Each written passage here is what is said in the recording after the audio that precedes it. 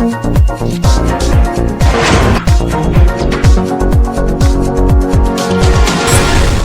सब के सब सनातन धर्म के वायरस हैं।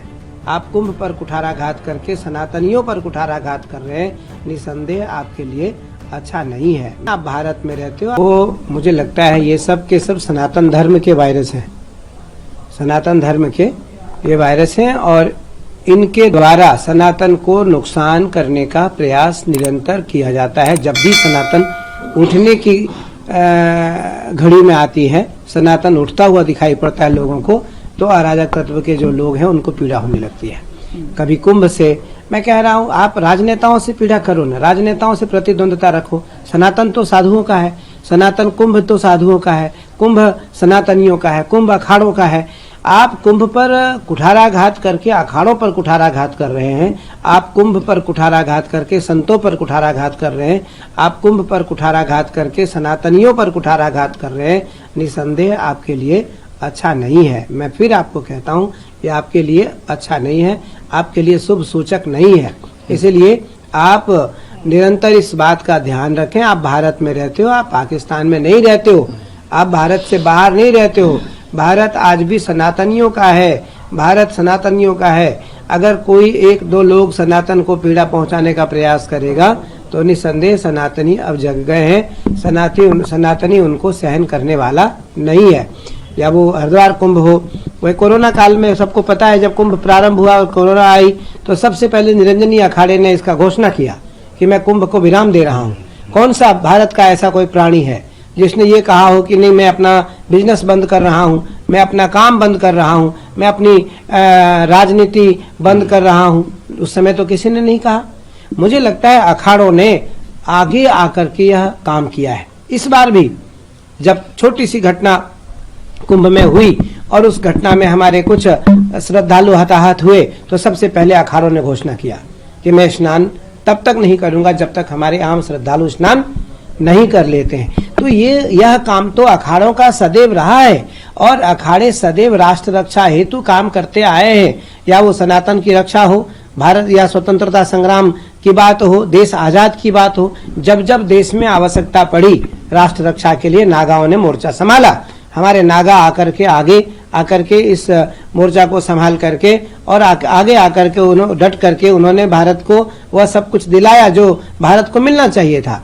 तो इसलिए मैं फिर कहना चाहूंगा कि किसी प्रकार की कोई टिप्पणी न करें, उससे आपका नुकसान है। सनातन को अब नुकसान होने वाला नहीं है। सनातन अब जग गया है, सनातन अब चल पड़ा है, सनातन अब दौड़ पड़ा है रोड पर, और सनातन अब रुकने वाला नहीं। आने वाला कुंभ हरिद्वार का है, उसके बाद आने वाला कुंभ नासिक का है, उसके बाद आने वाला कुंभ उज्जैन का है। आप देखना, आप, क्योंकि मीडिया का बहुत बड़ा योगदान है, मीडिया की बहुत बड़ी भूमिका है, मीडिया की बहुत बड़ी भूमिका है।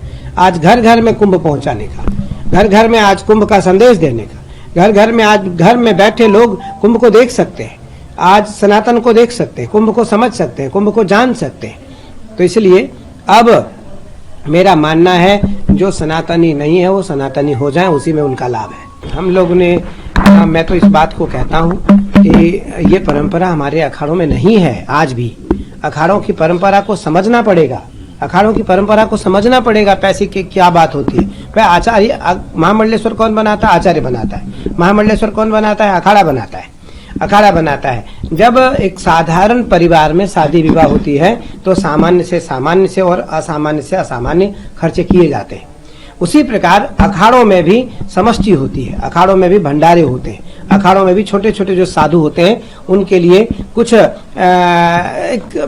छोटी छोटी दक्षिणा तय की जाती है जो जिस योग्य है। इसलिए हमने लगभग इस बार 10 महामंडलेश्वर बनाए और जूना ने भी बनाया, निरंजनी, तो हमने 10 महामंडलेश्वर बनाए। भारत के श्रेष्ठ साधुओं को हमने महामंडलेश्वर बनाया, भारत के श्रेष्ठ साधुओं को हमने दीक्षित करके और हमने महामंडलेश्वर बनाया। मुझे लगता है किसी प्रकार की कोई मांग नहीं रखी जाती है, नहीं रखी जाती है। मैं इसलिए कह रहा हूं क्योंकि महामंडलेश्वर बनाने वाला मैं स्वयं हूं, मैं महामंडलेश्वर बनाता हूं।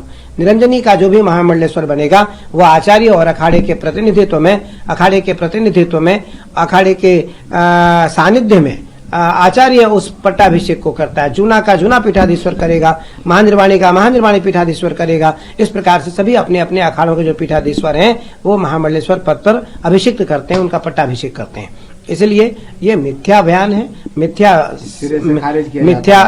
आरोप है। इस आरोप को बिल्कुल आचार्य जी ने सही कहा, आचार्य प्रमोद कृष्ण जी ने कि इस आरोप को सिरे से खारिज किया जाता है। इस आरोप में किसी प्रकार का कोई तथ्य नहीं है और ये अराजक तत्व के लोगों का षड्यंत्र है।